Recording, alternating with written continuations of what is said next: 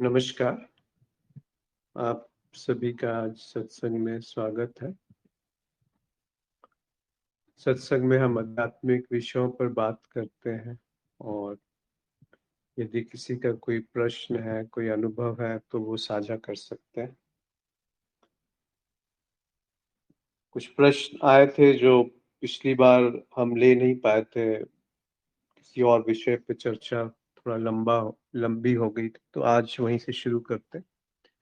इस बीच यदि कोई कुछ कहना चाहते हैं तो अनम्यूट करके अपने आप को अभिव्यक्त कर सकते हैं, जो कि एक हमेशा अच्छी बात होती है, क्योंकि एक कोई ये ऐसी बात नहीं है जो एक तरफा संवाद है। एक तरफा संवाद कहना ही अर्थहीन सा लगता है। तो पहला प्रश्न है हेलो। कि जब जी नमस्ते अश्विन जी। नमस्कार। कैसे हैं आप? हाँ जी, बहुत मजे में। आप बताइए कैसे हैं? बहुत समय बाद आपसे बस बात हुई। आवाज अलग है, नाम अलग है, पहचान लीजिए अभी। आप मीरा जी नहीं बोल रही? आप मीरा जी की आवाज ही नहीं पहचानते, इसका मतलब।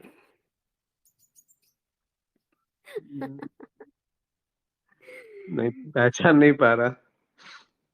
ठीक है, वैसे जरूरी भी नहीं है पहचान, लेकिन बस ये समझिए कि मीरा जी के माध्यम से एक थोड़ा सा आपसे अ, वो हमें महर्षिका जी के बारे में सुनना है। तो अगर आपको सही लगे तो कृपया बताएं। अच्छा अच्छा, वंदना जी बोल रही हैं आप? ग्रेट। हाँ हाँ, मैया अब का नाम पहचान। आते ही आपको पता चल गया है ना। हाँ जी, हाँ जी, हाँ जी। नहीं, आपसे बहुत ज्यादा नहीं, एक दो बार बात हुई है, तो आवाज इसलिए उतनी अच्छी तरह से हाँ, पहचान में और नहीं आई देखिए थी। ऑब्वियसली नाम और आईडी और हम लोगों का तो जैसे साधकों का वो सब गुप्त गुप्त वाला चलता है, तो कोई भी कंफ्यूज हो सकता है ना। जी जी जी। ओके, तो तो आप मीरा जी के बताएं। साथ में ही हैं क्या अभी? बस ऐसा कुछ संयोग हुआ है। बहुत सुंदर, बहुत नमस्ते सुंदर। अश्विन जी, नमस्ते। हाँ, अब आप बोली। बहुत सुंदर। जी जी जी। बस देखो, गुरु जी की कृपा से थोड़ा सा इनका साथ मिला है बस। जी, बहुत सुंदर। नहीं, मुझे लग तो रहा था कि आपकी आवाज थोड़ा बदली हुई सी है, पर पहचान नहीं पाया। तो आप महर्षिका जी के बारे में पूछ रही थी, वंदना जी? हाँ जी, हाँ जी। हाँ, मैं एक बार गोवा गया था, तो संयोगवश उनसे उनका पोस्टर देखा और उनसे मिलने गया। तो वो भी एक रहस्यदर्शी साधिका है या गुरु है, जो एक अलग तरीके से, एक अलग ढंग से अपनी बात रखती हैं और काफी प्रभावशाली है। पर सबका कहने का तरीका थोड़ा भिन्न होता है, अलग होता है। तो अब किसी के बारे में हम आकलन करें, वो उचित नहीं लगता मुझे। ना मैं उसमें शायद सक्षम हूँ कि उनके बारे में कुछ टिप्पणी कर सकूं। पर जो उनसे संवाद हुआ थोड़ी देर, और जो उनको पहले सुना था, जी, उससे वही पता वही चला। आपका अनुभव ही हम जानना चाहते हैं, बाकी जी ऐसे जी हम उसका कोई एनालिसिस नहीं करना चाह रहे हैं। जी जी। क्योंकि हाँ, तो मेरा भी अनुभव। जैसे आपको पता है ना कि हाँ जाने का था, लेकिन वो नहीं हो पाया और अभी भी वो इच्छा है, तो इसीलिए मैं बस उस संदर्भ में पूछ रही हूँ। हाँ, नहीं, बिल्कुल सही आप पूछ रहे हैं आप। तो अगर आपको मौका मिले तो अवश्य उनसे मिलिएगा, क्योंकि काफी संत हैं वो भी, और एक अलग तरीके से उसको अभिव्यक्त करती हैं। काफी समय उन्होंने इंडिया के बाहर बिताया है और अंग्रेजी में ही वो बोलती हैं। उनको जो भी ऊपर से निर्देश हैं या जो भी उनकी अ, उनको जो सहज है, वो अंग्रेजी में वार्तालाप होता है। तो उनसे संयोगवश जब मुलाकात हुई तो थोड़ा सा दो तीन प्रश्न पूछे। उनका एक अलग तरीके से वो सत्संग करती हैं, और वहां पे कोई भी आके भागीदारी कर सकता है, उसमें पार्टिसिपेट कर सकता है और प्रश्न पूछ सकता है। तो एक एक करके प्रश्न पूछते हैं। तो मैंने उनसे शायद यही पूछा था कि सत्य क्या है। तो अभी पूरा उत्तर तो मेरे को उनका याद नहीं, पर उन्होंने वही बात कही थी जो सब संत कहते हैं, थोड़ा अलग अलग शब्दों में। पर उनकी हाँ जो जी। व्यक्तित्व है वो काफी प्रभावशाली है। पर यहाँ पर हमें थोड़ा सा सावधान रहने की जरूरत है, क्योंकि आज का प्रश्न वही है जो दूसरा वाला प्रश्न है। और अच्छा, जो क्या है? पहला प्रश्न कि अभी आते हैं उस पे, और जो मैंने उनसे प्रश्न पूछा था वो भी आज का पहला प्रश्न है कि अरे सत्य वाह! क्या क्या है। सही हो। अच्छा, अच्छा। कि सत्य क्या है, यही पूछा था मैंने शायद उनसे पहला। तो वही थोड़ा अलग शब्दों में पूछा गया आज का पहला और तीसरा प्रश्न, तो वहीं से शुरू करते हैं, उसी में बात निकल आएगी, क्योंकि मैं कोई ऐसी धारणा किसी के उसमें नहीं बनाना चाहता फेवर में या अगेंस्ट उनके।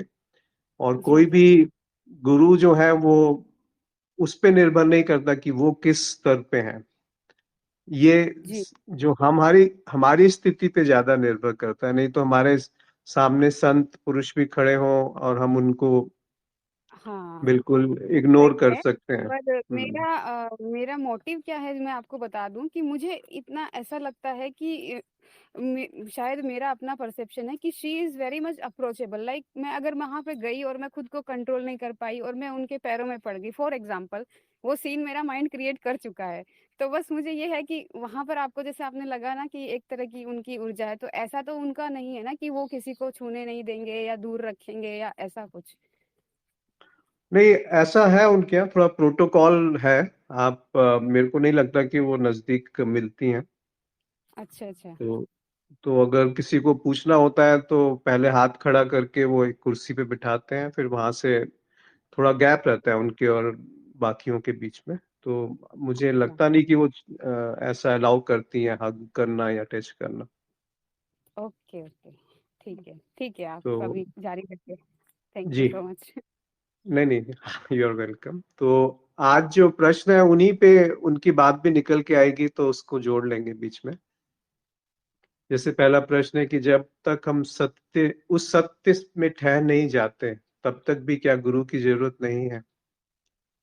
क्या गुरु की ऊर्जा से हम धीरे धीरे उस सत्य तक पहुंच सकते हैं? तो वंदिता जी ने जो कहा वो थोड़ा बहुत इससे मिलता जुलता है कि गुरु की क्या आवश्यकता है या नहीं आवश्यकता है, या गुरु की ऊर्जा किसी को प्रभावित कर सकती है या नहीं कर सकती है। और जब तक हम सत्य को पहचान नहीं लेते, तब तक गुरु की क्या भूमिका है, या उसमें भी कोई गुरु की कोई भूमिका नहीं है। तो इसको कैसे उत्तर दिया जाए कि गुरु की भूमिका है कि नहीं? उसको समझने से पहले गुरु शब्द जो है वहां पे जाना आवश्यक है।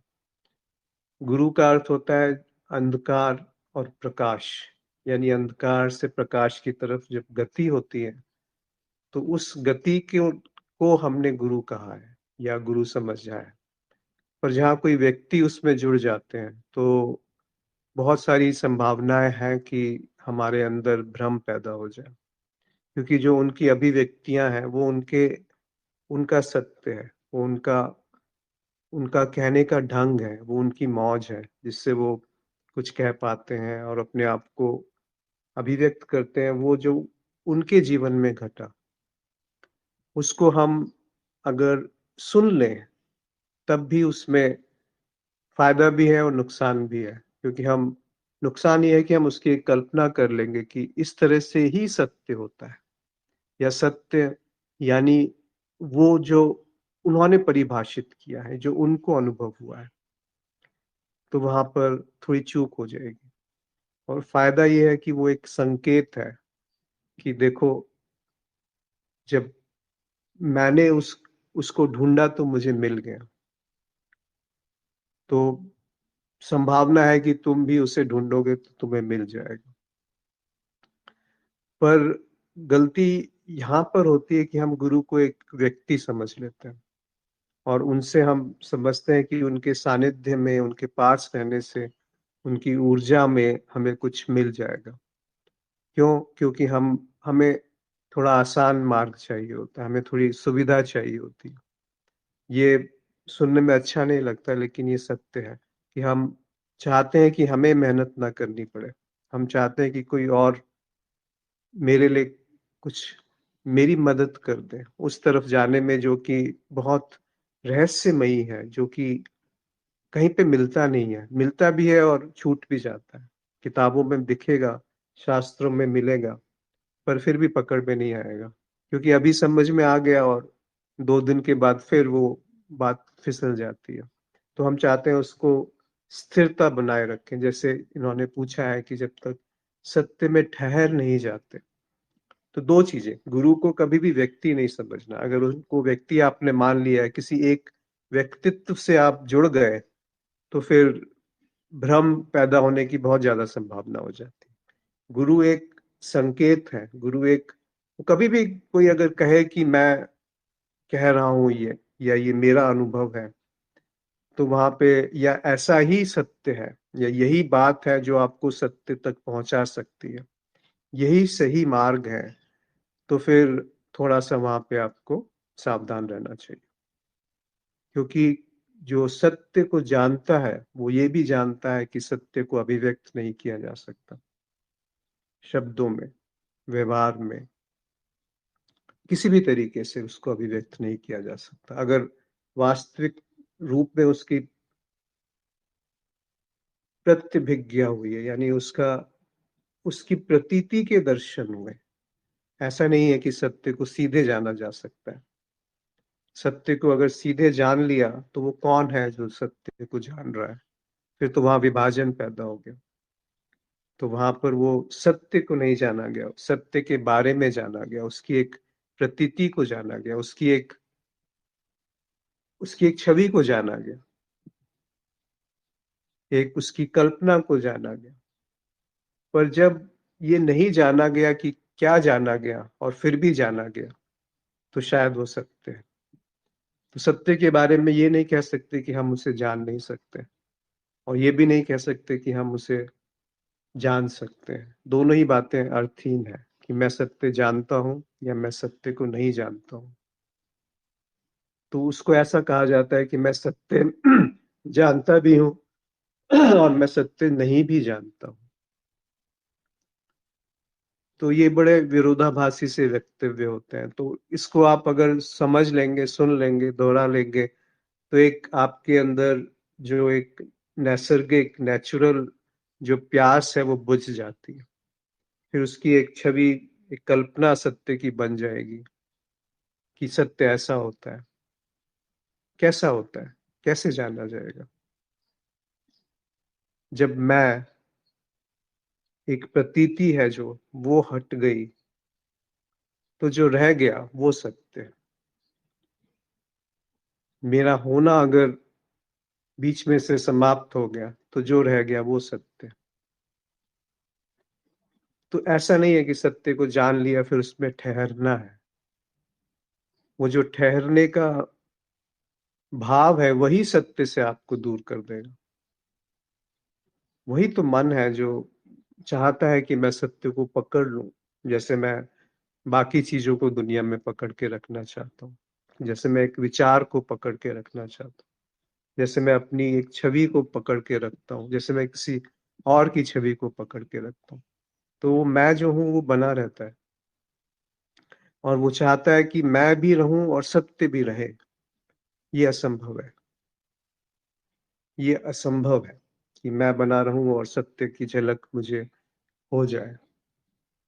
तो कोई कहता है कि मैं संबोधि को प्राप्त हूँ, एनलाइटन्ड हूँ, मैं बुद्ध हूँ, या मैं जानता हूँ बुद्धत्व क्या है, तो फिर सावधानी की आवश्यकता है। क्योंकि बुद्धत्व यहाँ पर इसीलिए उसको अज्ञेय कह देते हैं, कभी रहस्यदर्शी कह देते हैं, कभी उसको शून्य कह देते हैं, कभी उसको अद्वैत कह देते हैं। ये सब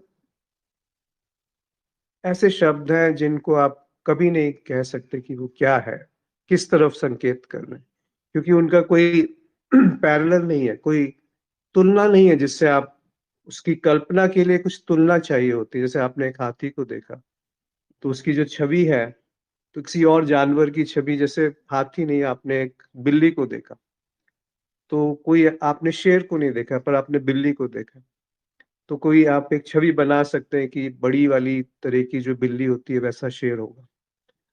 तो एक छवि बन जाती है, एक कल्पना बन जाती है उसकी, जिसको आप जानते नहीं प्रत्यक्ष रूप में। पर आप जानना चाहते हैं उसके बारे में। तो कोई आपको बताएगा कि ऐसा होता है शेर, जो बिल्ली को बड़ा करेंगे तो वैसा शेर होता है। तो आप थोड़ा बहुत उसकी कल्पना कर सकते हैं, पर सत्य के बारे में ऐसा कहना मूर्खता है। इसीलिए जो कहता है कि सत्य को वर्णित भी जो करता है, वहां पे दूषित हो ही जाती है वो वक्तव्य। जैसे ही शब्द निकला कि ये सत्य है, तो वो सत्य नहीं रहा, वो झूठ हो गया। तो फिर कैसे जाने उसको? क्या उपाय क्या है?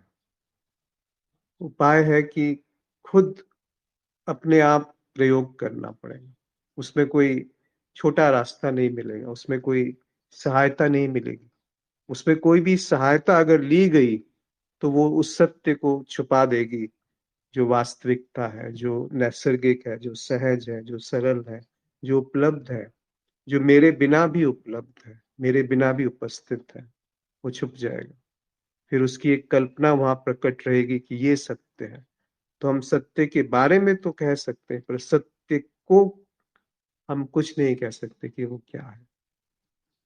उसके बारे में कोई भी वर्णन अधूरा रहेगा। पर दूसरी तरीके से जब जानेंगे, जब वो झलक मिल गई और मैं नहीं रहा वहां पे, पर फिर भी वो था कुछ, फिर आप किसी से पूछने नहीं जाएंगे कि सत्य क्या है। फिर जो भी रहेगा, जो भी दिखेगा, वो असत्य होते हुए भी सत्य ही प्रतीत होगा, क्योंकि द्वैत नहीं है। दो का अर्थ ही है कि वो असत्य की बात हो रही है। अब अद्वैत शब्द भी बहुत मुश्किल तो नहीं, बहुत भ्रमित कर सकता है।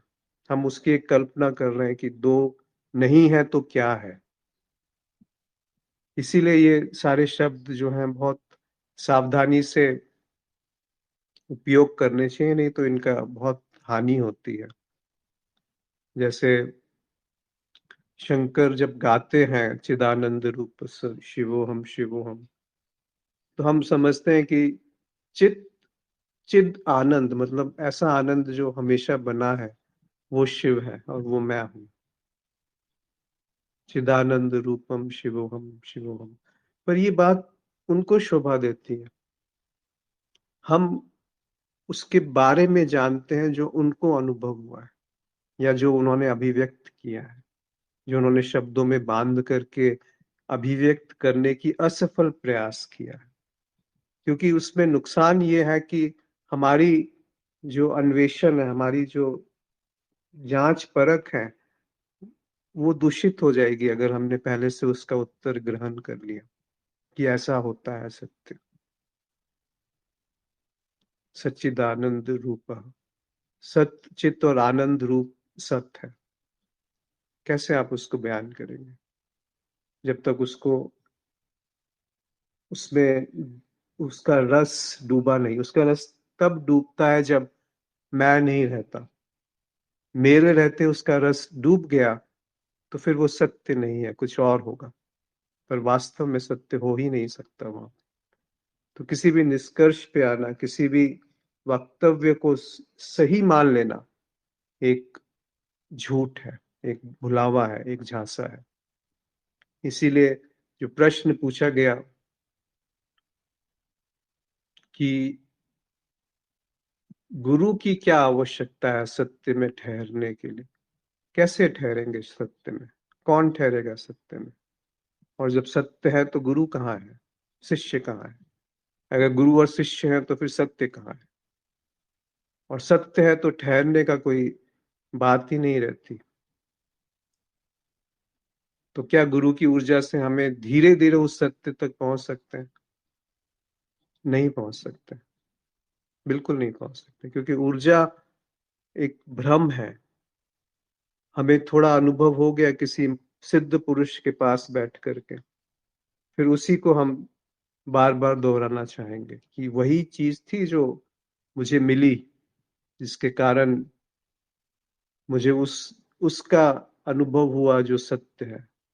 फिर बात झूठ हो गई। मुझे अनुभव हुआ और उसका जो सत्य है। ये पूरा वाक्य ही शायद गलत है, पर हम उसी को पकड़ लेंगे, उस विशिष्ट अनुभूति को पकड़ करके उसको दोहराव में गति करना शुरू कर देंगे। यहाँ मन फिर से प्रकट हो जाता है और बहुत सूक्ष्म रूप से वहां अहम बनता है कि मैं साधना कर रहा हूँ, ये मेरा अनुभव था, ये मेरी सिद्धि है, ये मेरे गुरु है, ये मेरा वक्तव्य है, ये मैंने जाना है।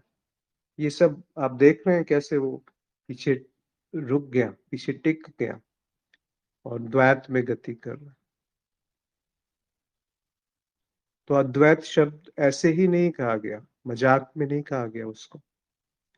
अगर हम समझते हैं कि हम जानते हैं कि अद्वैत क्या है, तो वो भी शायद पूरी बात हुई नहीं। हम अद्वैत के बारे में बयान कर सकते हैं, उसको हम उस पे किताबें पढ़ सकते हैं, लिख सकते हैं, बता सकते हैं, पर उसको जान नहीं सकते कि वो क्या चीज है। क्योंकि जानने में दो बने ही रहेंगे तभी तो जाना जाएगा, एक वो जो जान रहा है और एक जो जानने वाला है। तो फिर अद्वैत कहाँ रहा वो? कैसे आप उसको बयान कर पाएंगे?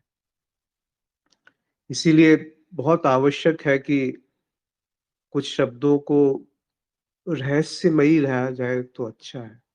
जितना वो रहस्य बना रहे उसमें, वही सुंदर है। क्योंकि बुद्धि जो है कोई रहस्य रखना नहीं चाहती, वो चाहती है कि मुझे कोई खोल करके सब बता दे। एक किसी मित्र से मेरी बात हो रही थी, बोल रहे थे पूरा खुल करके बताइए कि आपको क्या हुआ, कैसे आपने जाना। अब मैं जो जानता हूँ, जितना जानता हूँ, सब तो बता चुका उनसे बात करते हुए, और जो सत्संग में वही तो बात है। कुछ ऐसा नहीं है जो छुपाया गया हो, पर फिर भी कुछ ऐसा है जो बताया ही नहीं जा सकता। क्योंकि जैसे उसको बताया तो उसकी एक छवि एक निर्मित हो जाती है और सूक्ष्म रूप से मैं बना रहता हूँ उस छवि को हासिल करने के लिए। ये नहीं कि बताना नहीं चाहता कोई, जो जान गया है वो नहीं बताना चाहता, वो तो करुणावश सब बताता है। जो जानते हैं, जितने संत महापुरुष हुए, क्या उन्होंने नहीं बताया? पर कैसे बताया कि ये भी नहीं वो भी नहीं, जो रह गया वो है। अब जो रह गया वो है, उसको उसकी कोई हमने कल्पना करी, कोई उसमें मान्यता बन गई, कोई उसमें लक्ष्य बन गया, कोई प्रयास बन गया, कुछ पहुंचना बन गया, कुछ चलना बन गया, तो फिर वो बात वो नहीं है जो कही गई है। यहाँ बहुत भ्रम है अध्यात्म में, इस क्षेत्र में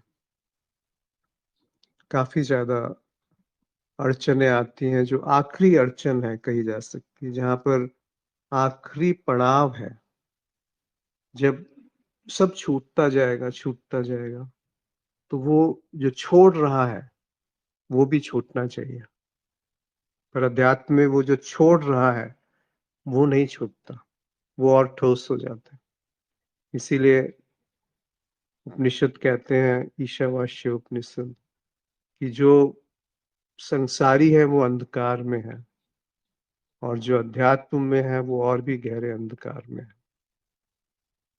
उनका कहने का अर्थ है कि जो समझता है कि मैं अध्यात्म में हूँ, वो संसारी से ज्यादा बड़ा अज्ञान है, उससे ज्यादा बड़ा अंधकार है। जो समझता है कि मैं सत्य को जानता हूँ, प्रेम को जानता हूँ, उसको नहीं जाना जा सकता। थोड़ा सावधान रहने की आवश्यकता है। इसी से मिलता जुलता एक प्रश्न है।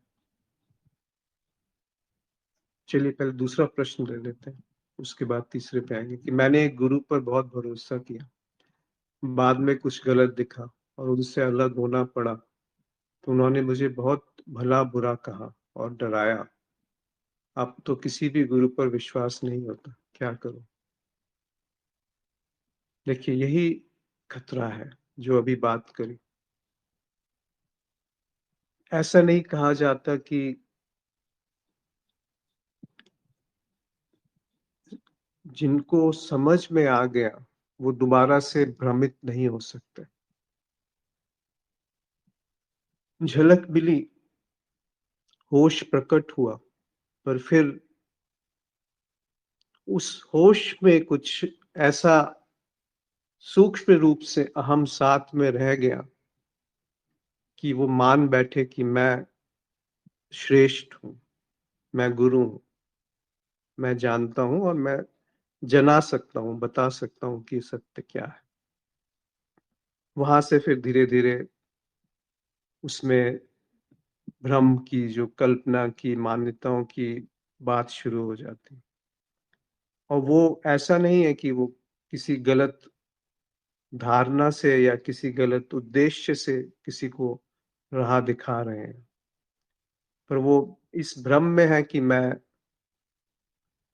ज्यादा जानता हूँ। तभी तो वो इस तरह से किसी को कोई डराएगा अगर कोई उनको छोड़ के जा रहा है, इसी तरह से कोई किसी को बांधेगा या भला बुरा कहेगा या ये कहेगा कि ये जो मैं बता रहा हूं वही बात सच है, यही सच है, जो मैं कहता हूँ, जो मेरा मार्ग है वही सबसे सर्वश्रेष्ठ है। मुझको छोड़ के जाओगे तो तुम्हारी बुद्धि तुम्हें खा जाएगी, तुम्हारा मन तुम्हें खा जाएगा, तुम पथ भ्रष्ट हो जाओगे, तुम गुरु द्रोह कर बैठोगे। ये सब आप समझ रहे हैं कैसा यहाँ पर छलावा है, झांसा है? क्या ये दिखता है? इसमें किसी का दोष नहीं है। दोष हो सकता है जो ये बात कह रहा है वो गलत हो, बिल्कुल हो सकता है, पर जो बात कही जा रही है वो ईमानदारी से कही जा रही है, उसमें कोई ऐसा कुछ भी नहीं है जो मैं चाहता हूं मुझे मिले, कुछ भी नहीं है। पर जो दिखता है, जो सामने प्रकट है, वही अभिव्यक्त किया गया। जैसे इनका प्रश्न है कि किसी के साथ जुड़े और फिर वहां पे जब भ्रम मिटा, जुड़ने के बाद, साथ रहने के बाद जिस तरह का व्यवहार वहां पे दिखा, तो वहां से जब वो जाना चाहा, उन्होंने उस जगह को छोड़ना चाहा, तो वो करने में आपत्ति जताई गई गुरु के द्वारा, तथाकथित रूप से जो कहते होंगे कि वो गुरु है। कैसे मेरा शिष्य मुझे छोड़ के जा सकता है? कैसे वो मुझे नकार सकता है, मेरे आदेशों को नकार सकता है, मेरी कही हुई बात को नकार सकता है? तो बहुत सावधान रहिए। इसीलिए गुरु जो है वो कोई व्यक्ति नहीं है। कबीर साहब कहते हैं कि गुरु को जो मानुष समझे सो नर है अंध, वो अंधा है। खुद तो दुख में है ही, और उसका जो अंत है वो भी मृत्यु है या दुख है। अभी भी दुख है और बाद में भी दुख है। ये ये पद, ये दोहा हम कबीर साहब का नहीं दोहराते, और गुरु को हम एक व्यक्ति में बांध लेते हैं। क्योंकि कबीर साहब ने ही कहा है, गुरु गोविंद दोऊ खड़े, काके लाके पाओ, बलिहारी गुरु आपने गोविंद दियो मिलाए। उस गुरु ने उस होश की तरफ इशारा किया, तो वो उससे बड़े हो गए जो सत्य है। दोनों बातें सत्य हैं, दोनों बातें सही हैं, पर उस गुरु शब्द को तो समझे जो कबीर साहब कहते हैं गुरु। गुरु का अर्थ है वो कला, वो कीमिया, वो संकेत जो हमारे अंधकार को मिटा दे। और सबसे बड़ा अंधकार मैं हूं, मेरा होना है। उस अंधकार में अगर रोशनी पड़ गई तो वो नहीं टिक सकता, वो भाग जाएगा। जैसे रोशनी को देखते ही चूहा बिल के अंदर घुस जाता है, आप टॉर्च डालेंगे तो वो भाग जाएगा। वैसे ही है मैं, भाग जाएगा, मिलेगा नहीं, ढूंढेंगे तो नहीं मिलेगा। तो किसको बचाने में लगे हैं?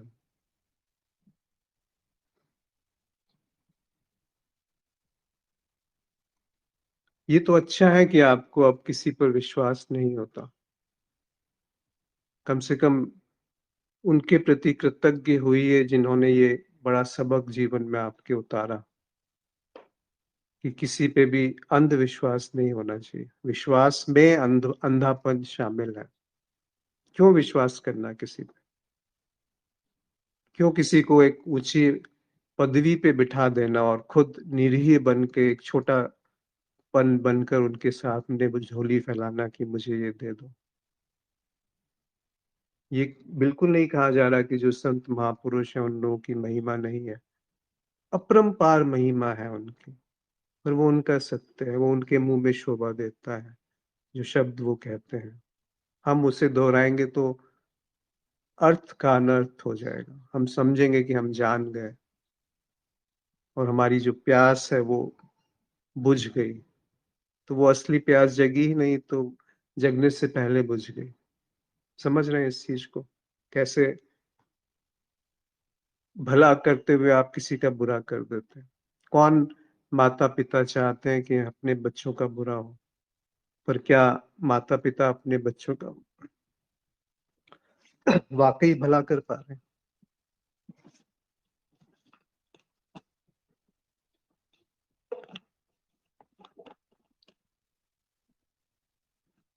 इसी तरह से कई बार ऐसा लगता है कि हम किसी का भला कर रहे हैं, पर उस भलाई में बहुत गलत बात छुपी होती है, अनजाने में ही। तो मेरा तो यही सुझाव रहेगा कि हर अनुभव को एक कृतज्ञता के रूप से देखें। हर जो खासकर ऐसे अनुभव जो बुरे हैं उनके प्रति भी कृतज्ञता जाहिर करें और आगे बढ़ जाए। ये नहीं कि किसी की आप निंदा कर रहे हैं या किसी को आप भला भला बुरा कह रहे हैं। बस आगाह हो जाइए, सावधान हो जाइए कि ऐसा होता है। पर इसका अर्थ ये नहीं कि आगे के सारे रास्ते बंद कर दें कि दुनिया में सारे गुरु ऐसे ही होंगे, तो सारे किसी भी गुरु पे मुझे विश्वास नहीं है। ये तो फिर मूर्खता वाली बात हो गई कि सारे डॉक्टर जो हैं बेईमान हैं, सारे टीचर्स जो हैं वो पैसा खाते हैं, सारे जो पुलिस वाले हैं वो रिश्वत लेते हैं। ऐसा नहीं है। हम बहुत जनरलाइज कर देते हैं हर एक चीज को, और अपनी जो फूल के खिलने का जो हमारा एक संभावना थी उसको मरोड़ के रख देते हैं। जैसे हमारी उम्र बढ़ती है, हम समझते हैं कि मैं तो बहुत सयाना हो गया, मैंने दुनिया देखी है, अब मैं किसी से धोखा नहीं खाऊंगा। पर हमने किया क्या? उस प्रेम को वहीं घोंट दिया जहां पर वो पैदा हो सकता था। उस संभावना को हमने वहीं मरोड़ के तोड़ फोड़ दिया। दो चीजें होती हैं, एक हम उनको उनकी निंदा करते हैं जिन्होंने हमसे हमारे साथ गलत किया, दूसरा आगे आने वाली सारी संभावनाओं को हम रोक देते हैं। तो उचित है कि उनकी निंदा की बजाय कृतज्ञ रहिए कि कुछ सीखा, और खुला रखिए अपने आप को कि दोबारा अगर सत्य के अन्वेषण में मुझे कुछ खुलना है तो मैं उसके लिए तैयार हूँ।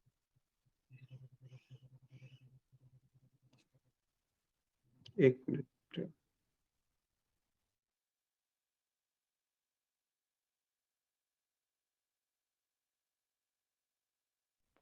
जी माफ करें, कॉल आ रहा था।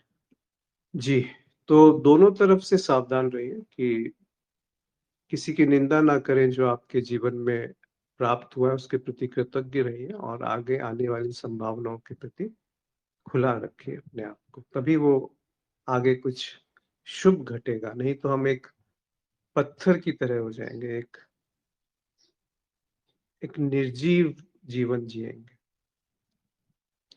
बीच में किसी को भी कुछ कहना है तो अवश्य कह सकते हैं। शायद कुछ बात सहमत हो, कुछ बातें असहमत हो, फिर भी कह सकते हैं आप, बीच में रोक सकते हैं। फिर तीसरा प्रश्न है कि क्या जो नहीं दिखता है वही सत्य है? जब हम सत्य में ठहर जाते हैं तो क्या वह दिखता है? क्या सत्य को देखा जा सकता है? देखिए, ये धारणा है कि क्या जो नहीं दिखता है वही सत्य है। दिखना का अर्थ है जानना। क्या जिसको जाना नहीं जा सकता वही सत्य है? अगर इस निष्कर्ष पे भी आ गए तो फिर चूक हो जाएगी, क्योंकि जो जाना जा रहा है वही सत्य है। अब दोनों देखिए कितना विरोधाभास है, क्योंकि सत्य को जाना नहीं जा सकता, क्योंकि मैं हूं तो मैं बना रहूंगा तभी मैं सत्य को जानूंगा। पर जो जाना जा रहा है वो भी तो सत्य है, जिससे जाना जा रहा है कि उसको जाना नहीं जा सकता, वो भी सत्य है। तो इसीलिए वो इतना थोड़ा वहां कठिन हो जाता है उनको शब्दों में प्रकट करना। तो ये निष्कर्ष भी उचित नहीं है कि जो नहीं दिखता वही सत्य है। जब हम सत्य में ठहर जाते हैं तो क्या वह दिखता है? इस बात पे ऊपर बात हो चुकी है कि सत्य में ठहरने वाला कौन? क्या सत्य को देखा जा सकता है? कैसे देखेंगे सत्य को? ये पहले प्रश्न में बात हो गई थी। अब देखिए एक चौथा जो प्रश्न है कि आप बोल रहे हैं कि मैं नहीं होता है, तो वो कौन है जो सुन रहा है आपको? जिसको आप भ्रम कह रहे हैं, आप उससे परिचित ही नहीं है। यदि मैं नहीं हूं तो काहे का ज्ञान, कैसा ज्ञान, काहे का बोध? चाहे कुछ भी हो, सबसे पहले मेरा होना तो जरूरी है। अब इतनी ठोस अगर धारणा है तो फिर वो वही बात बार बार सत्यापित हो जाएगी कि मैं हूं तभी तो अनुभव होते हैं, मैं हूं तभी तो कुछ जाना जाता है, मैं हूं तभी तो बोध है, मैं हूं तभी तो सत्य है, मैं हूं तभी तो साधना है, मैं हूं तभी तो गुरु है, मैं हूं तभी तो शिष्य है, तो मैं हूं तभी तो संसार है, मैं हूं तभी तो प्रकृति है, मैं हूं तभी तो देवी है, मैं शिव और प्रकृति जो है वो देवी। तो मैं हूं तभी तो वो है। मैं ही नहीं रहूंगा तो किसी भी अनुभव का क्या मोल? ये अनुभव ही नहीं रहेगा, मैं नहीं रहा तो। इस तरह का अगर आर्ग्यूमेंट्स है, वाद विवाद है, तो हम उनसे बिल्कुल भी बात नहीं कर सकते। कैसे बात करेंगे? क्योंकि आधा अन्वेषण हुआ है। मैं को पहले सत्य मान लिया गया, फिर बाकी चीजों पे दृष्टि जा रही है। पर अन्वेषण वो होता है जब किसी निष्कर्ष पे ना आया जाए, जब किसी बात को पहले से सत्य ना मान लिया जाए, जब पूरी की पूरी तस्वीर प्रकाशमय हो।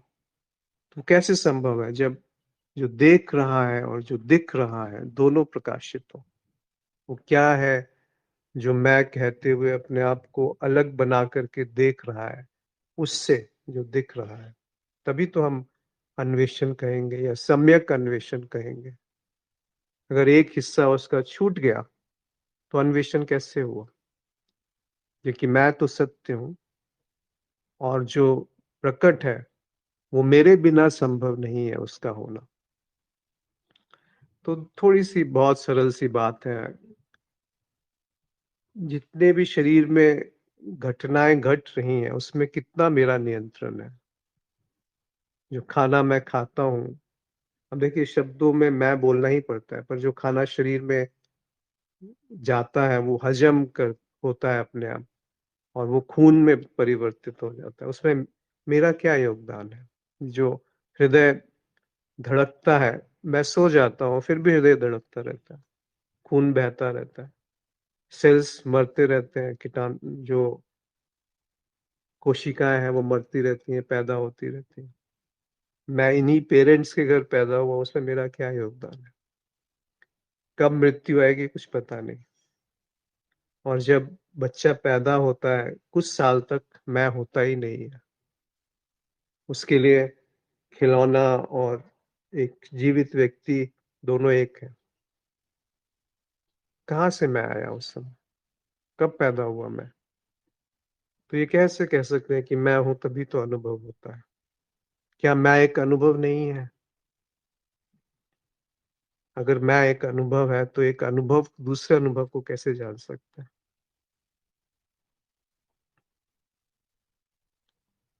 तो अन्वेषण अधूरा है, क्योंकि सुन लिया शंकर ने कहा कि चिदानंद रूपम शिवोहम शिवोहम। या अष्टावक्र ने कहा कि तुम साक्षी हो।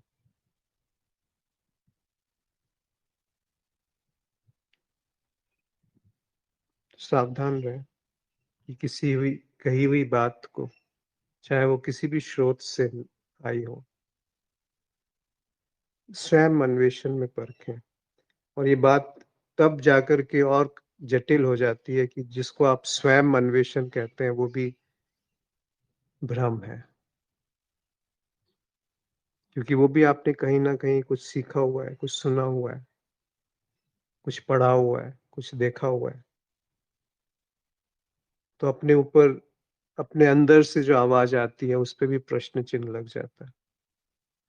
क्या वाकई ये मेरी अंदर की आवाज है, या सूक्ष्म रूप से जो बाहर से सुना हुआ है वही अंदर से प्रकट हो रहा है, इंट्यूशन जिसको हम कहते हैं, अंतरात्मा की आवाज जिसको हम कहते हैं। अब कौन सा धरातल बचा आपके पास रुकने के लिए, टिकने के लिए, ठहरने के लिए? कुछ नहीं मिलेगा। कुछ मिल गया तो सावधान हो जाइए। तो क्या उपाय क्या है? इन सब बातों में कोई निराशावादी वक्तव्य नहीं है। ये सजग और सावधान करने वाली बातें हैं कि किसी भी निष्कर्ष पे मत आओ, किसी का सहारा मत लो। और वो क्या है जो किसी का सहारा नहीं लेना चाहता है? वो क्या है जो निष्कर्ष पे नहीं आना चाहता है? तब अन्वेषण होगा। हर हर मित्र का अन्वेषण अलग होगा। कोई एक एक तरीका नहीं कहा जा सकता कि वही सबके लिए फिट है, वन साइज फिट्स ऑल। ऐसा नहीं कह सकते, हो ही नहीं सकता ऐसा। किसी को भक्ति में झूमते झूमते वो मिल गया, किसी को अन्वेषण में मिल गया, किसी को ध्यान में मिल गया, किसी को ऐसे ही मिल गया, जैसे रत्नाकर डाकू, जैसे अंगुलीमाल डाकू। कैसे मिल गया? क्योंकि होश आ गया। तो उपाय क्या है? जो भी घट रहा है उसमें बिना छेड़छाड़ के वहां होश को अवसर दे दिया जाए, जागरण को अवसर दे दिया जाए कि वो क्या जागरण है जिसमें मैं की कोई भूमिका नहीं है। वो उपस्थिति क्या है जहां मैं नहीं हूं। कबीर साहब कह रहे हैं, अगला एक प्रश्न है कि कबीर साहब कह रहे हैं कि वो अनमोल रत्न बिना मन के देखने में सक्षम है। इस पंक्ति से क्या आशय है? ये जो अभी तक हमने बात करी वही आशय है कि वो दिखना क्या है जहां पर मन की कोई भूमिका नहीं है, जहां मन नहीं है। क्या ऐसा कुछ दिखना है जहां पर मन की कोई आवश्यकता नहीं? मन यानी माध्यम, मन यानी सोच विचार, मन यानी संकल्प विकल्प, मन यानी स्मृति, मन यानी अहंकार, मन यानी मैं। इन सब की कोई आवश्यकता नहीं है। तो वो क्या दिखना है? जैसे उपनिषद कहते हैं कि वो नहीं जो मन से दिखता है, या वो नहीं जो मन देखता है, वो नहीं जो मन को देखता है, जिससे मन दिखता है उसको तू सत्य जान। तो जिससे मन दिखता है उसमें मन की आवश्यकता नहीं हो सकती। पर यह भी नहीं कहा जा सकता कि वहां कुछ नहीं है। तो ये एक काव्यात्मक रूप से कहने की बात है कि किसी भी आप सहारे को ना पकड़ ले, किसी कही हुई बात को ना मान ले, और अन्वेषण पूरा हो, जिसमें जो अन्वेषण कर रहा है और जिसका अन्वेषण हो रहा है दोनों प्रकाशित है। तो वो अन्वेषण क्या है जहां पर कोई अन्वेषण करने वाला ना हो? वो अवलोकन क्या है जहां पर कोई अवलोकन कर नहीं रहा हो? वो ध्यान क्या है जहां कोई ध्यानी ना हो? वो होना क्या है जहां पर कोई जान नहीं रहा कि ये होना है। इस तरह से जो सबसे नजदीक बात कही जा सकती है सत्य की तरफ, वो शायद यही है। कोई मित्र कुछ कहना चाहते हैं जो आज चर्चा हुई? वंदिता जी, कुछ गलत तो नहीं कहा?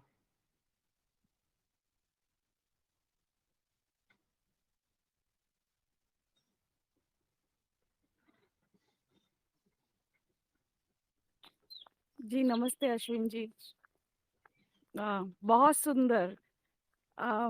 एक एक शब्द आपके और नजदीक लेके जाते हैं हर बार। आपको सुनना ही एक हमारे लिए कृपा है। वंदिता जी नहीं है क्या? मीरा जी बोल रही है ना अभी तो? जी जी जी, वो जरा बाहर गए हैं। अच्छा अच्छा, कोई बात नहीं। जी जी। वही तो मैं यही बोल रही थी कि इतनी गुरु कृपा है ना कि जहाँ भी जाते हैं तो ऐसे लगता है कि कोई साधक तो नहीं रहते यहाँ पे, उनको मिल लिया जाए। तो बस वही सत्संग हो जाता है फिर।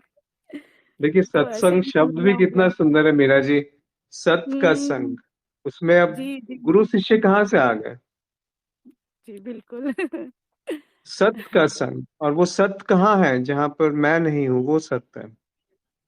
हम्म। इसीलिए ये बात कहनी जरूरी है, नहीं तो हम किसी व्यक्तित्व को गुरु समझ लेते हैं और वहां फंस जाते हैं। जी नहीं? बिल्कुल। जी जी बिल्कुल सही।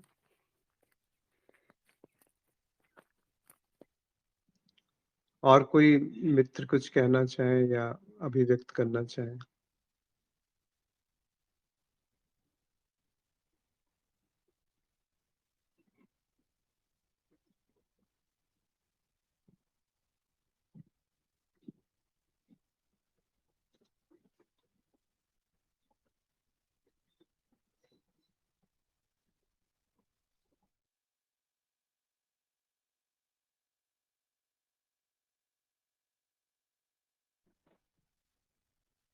ऐसा नहीं है कि भटकाव नहीं हुआ, इस जीवन में भी बहुत भटकाव हुआ है। बहुत, जिसको कहते हैं ना, घाट घाट का पानी पिया है।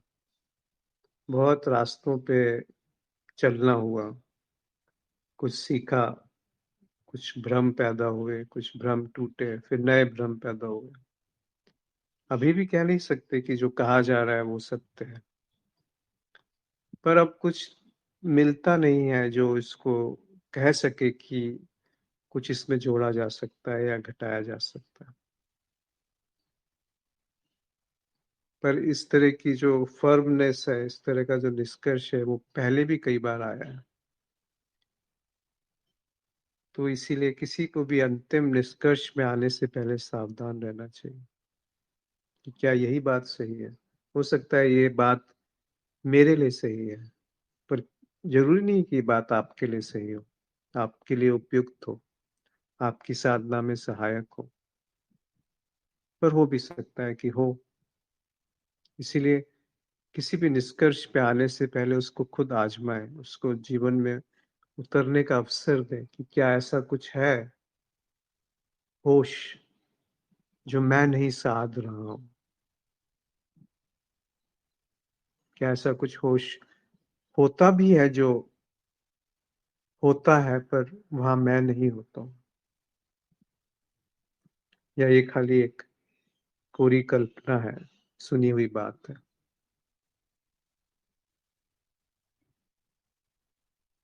जब इस तरह से हम खुद उतरेंगे,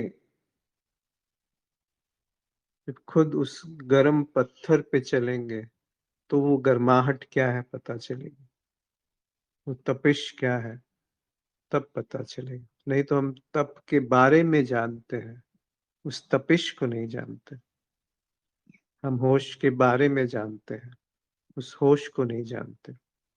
हम सत्य के बारे में जानते हैं, हम सत्य को नहीं जानते। हम जान नहीं सकते। हम प्रेम के बारे में जानते हैं, प्रेम को नहीं जानते। हम जीवन के बारे में जानते हैं, जीवन को नहीं जानते।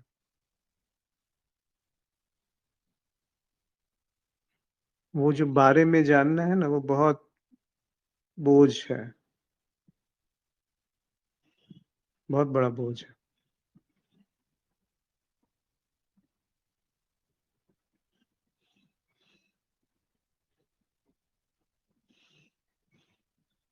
इसीलिए कहते हैं ज्ञानम बंध, ज्ञान ही बंधन है।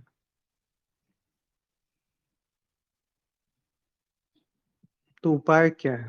होश उपाय, जागरण उपाय, उपस्थिति उपाय। ऐसा उपस्थिति बोध जिसमें मैं नहीं हूं, जिसमें मैं कुछ कर नहीं रहा उसको टिकाने के लिए, उसको रोकने के लिए, उसको स्थिर करने के लिए, उसमें ठहरने के लिए। बस मैं नहीं रहा, पर होश रहा।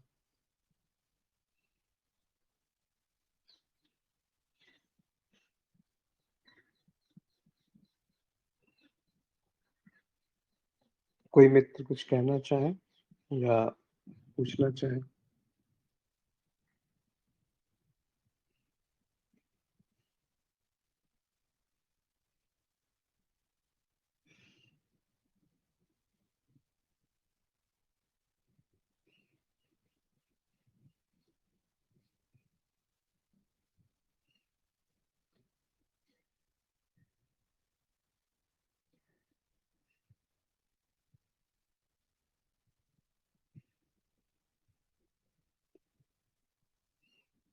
वो मौन जो सहज है, वो शब्द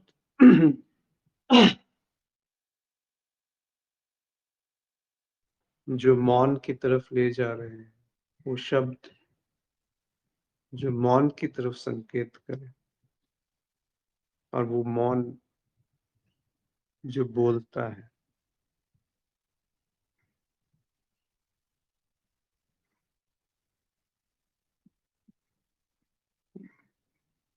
उसको कैसे आप कहेंगे कि वो क्या है? क्योंकि आप नहीं होते वो कहने वाले, देखने वाले वहां पर कि जो है वो क्या है। तो आप कैसे किसी को समझाएंगे या बताएंगे कि वो क्या है? पर इसका अर्थ ये नहीं कि उसको जाना नहीं जा सकता, या उसको वो है ही नहीं, ये नहीं कह सकते हम कि वो नहीं है, क्योंकि उसको उसको मेरे होते जाना नहीं जा सकता, तो वो नहीं है। इस निष्कर्ष पे भी नहीं आ सकता, बल्कि इस निष्कर्ष पे जाना ज्यादा उचित है आना कि जो है वो वही तो है। ये ज्यादा सौंदर्यवान वक्तव्य लगता है, ज्यादा सटीक वक्तव्य लगता है कि जो है वही तो है।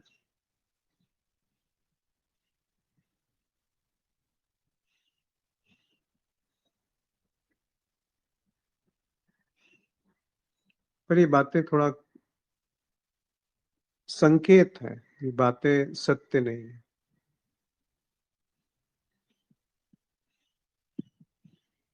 संजीव ने एक प्रश्न पूछा है, करीबी रिश्तेदारों को नियमित रूप से ध्यान करने के लिए कैसे प्रोत्साहित करें?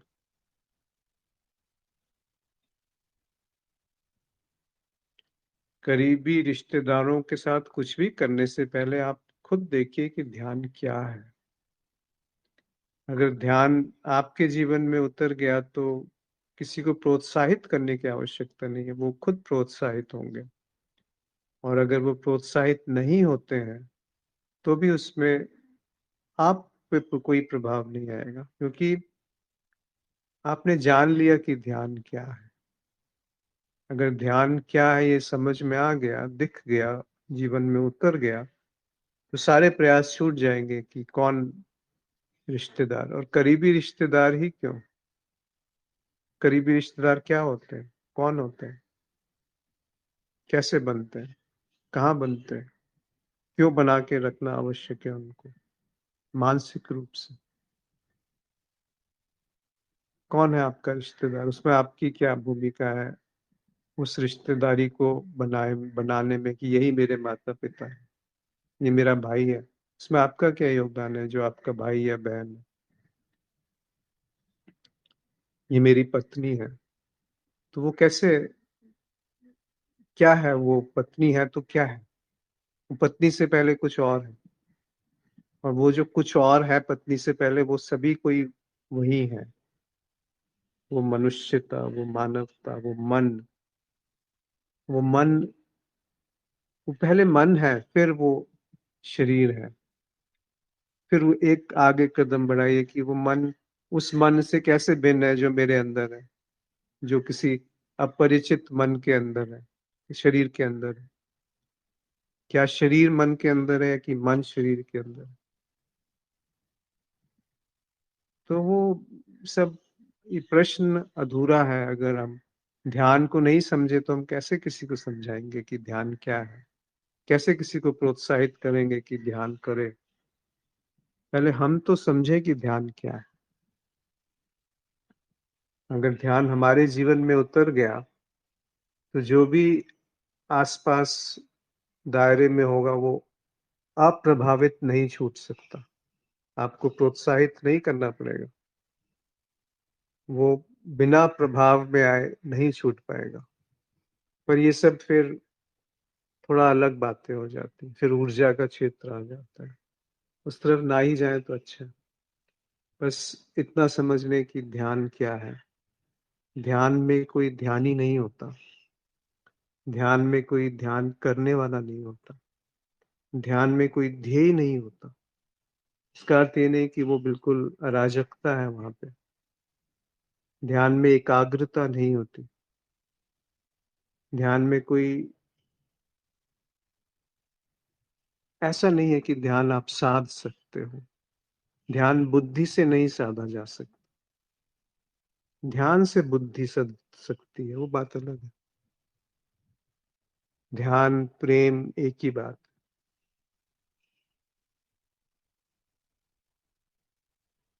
तो ध्यान को पहले समझें, उसको अपने जीवन में उतरने का अवसर दें। तो आपके आसपास जो भी हैं, जरूरी नहीं है वो रिश्तेदार ही है, कोई भी हो। आप शायद रिश्तेदारों को इसलिए सुधारना चाहते हैं क्योंकि वो आपके जीवन को प्रभावित करते हैं। उनके होने से हमारे अंदर दिक्कत होती है, इसलिए हम चाहते हैं कि पहले रिश्तेदारों के जीवन में ध्यान उतरे तो मेरे जीवन में थोड़ा आसानी हो जाएगी, मेरे को ध्यान करने के लिए कोई मना नहीं करेगा। ये सब तो स्वार्थ हो गया ना। जैसे हैं वैसे स्वीकार कीजिए, और खुद को भी जैसे हैं वैसे स्वीकार कीजिए। फिर आपको बहुत सारे अवसर मिलेंगे जो जहाँ पे ध्यान आपके जीवन में यदि उतरा है तो वो दूसरे के जीवन को छू लेगा बिना आपके कुछ कहे। और वो जरूरी नहीं है कि जिसको छुए वो आपके रिश्तेदार ही हो, क्योंकि रिश्तेदार सबसे देर में समझते हैं। अधिकतर यही देखा गया है। उनको समझाना सबसे मुश्किल होता है। क्यों? क्योंकि वो आपको पुरानी छवि में देखेंगे। आप बदल चुके हैं, आपके जीवन में ध्यान घट गया है, आप संत हो गए, पर वो आपको तब उस नजर से देखेंगे जब आप शैतान थे। अब ये सारी बातें थोड़ा सा शब्दों के अभाव में कही जा रही हैं कि और कुछ कह नहीं सकते। मतलब जब आपके जीवन में ध्यान नहीं उतरा था, उस समय जो व्यवहार था उससे, उस दृष्टि से आपको अभी वो जांच रहे हैं, जबकि आप आगे बढ़ चुके हो। आप जान चुके हो कि मैं जैसा कुछ होता नहीं है। कैसे आप किसी को सिद्ध करोगे कि मैं बदल चुका हूं? इसलिए कुछ सिद्ध मत कीजिए, किसी को कुछ सिद्ध मत कीजिए कि यही बात सत्य है। अपने जीवन में बस देखिए और मौज में रहिए।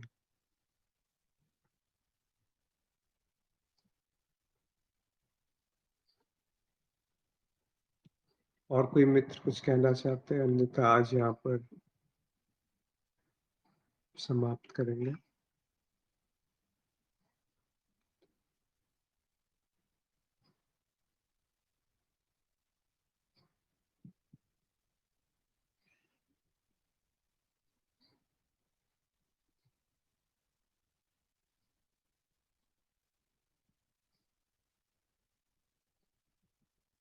उस तरफ दृष्टि हो जिस तरफ कोई देखने वाला नहीं है। बस ये छोटी सी बात है जो उपनिषद ने कही, जो रमन महर्षि कहते हैं, जो कृष्णमूर्ति कहे गए, या जो कबीर गाते हैं। सबका मर्म एक ही है, कोई भी भेद नहीं है। जो मूल बात है वहां कोई भेद नहीं।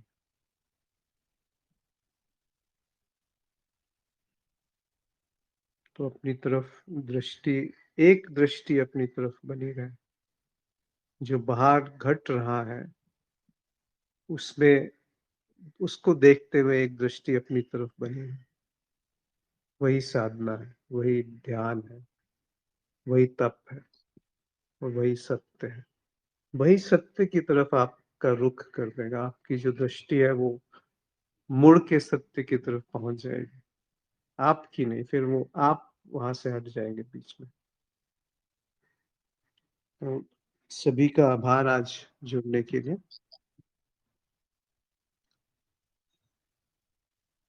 नमस्कार।